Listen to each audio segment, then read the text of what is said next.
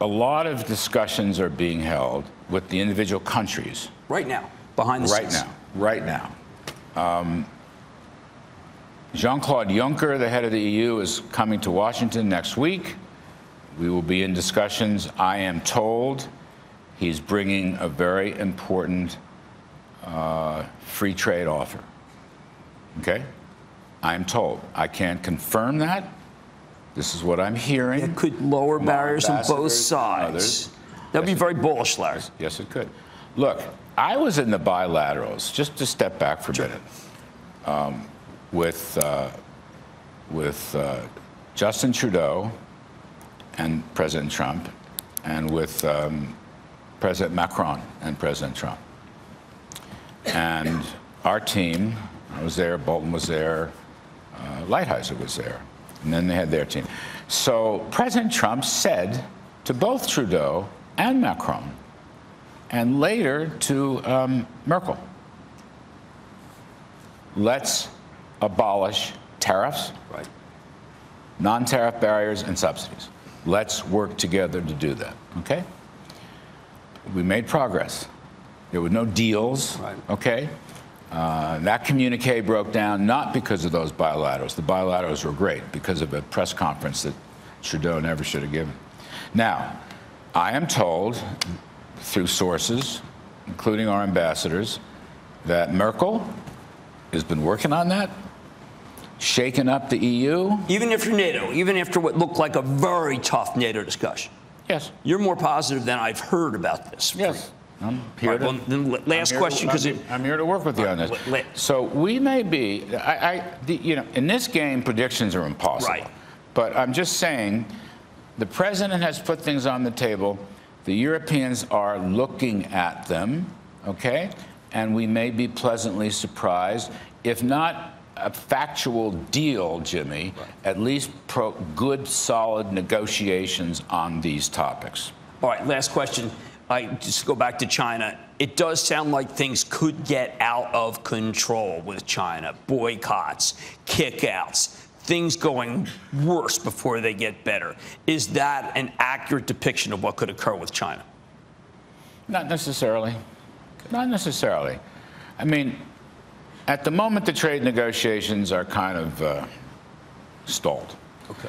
But other discussions are red hot. I mean, in most cases, according to the president, they have helped us with the North Korean situation.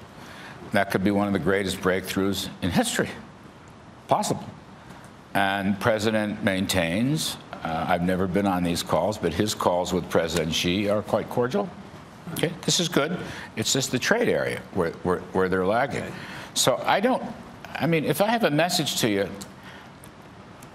don't be gloomy and doomy in an overboard sense. Okay. I mean, the American economy is in very good shape.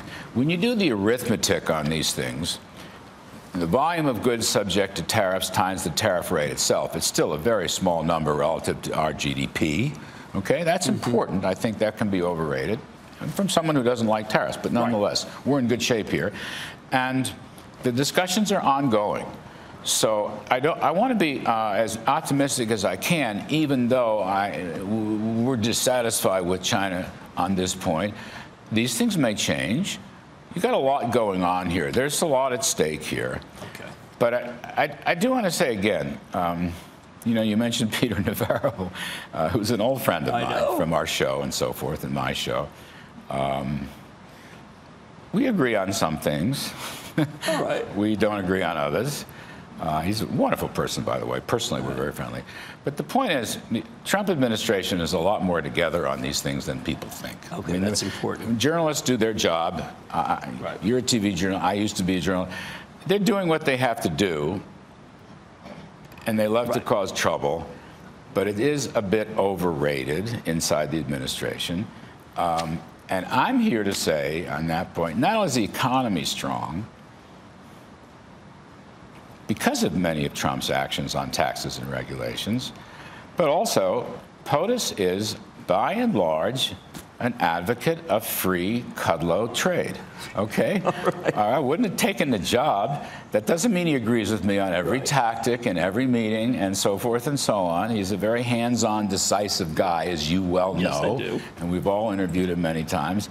But he's on the right track. This story is on the right track. Listen, nothing succeeds better than success. All right? 35, 40 years ago, when I was a child working for Reagan, Reagan went to G7 meetings the first couple of years. They thought he was nuts.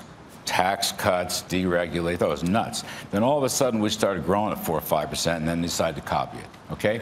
The USA is starting to grow at 4 or 5%. Others will copy it. I hope they do, and I hope free trade is still going to be a pillar of our policies. Hey there, thanks for checking out CNBC on YouTube. Be sure to subscribe to stay up to date on all of the day's biggest stories. You can also click on any of the videos around me to watch the latest from CNBC. Thanks for watching.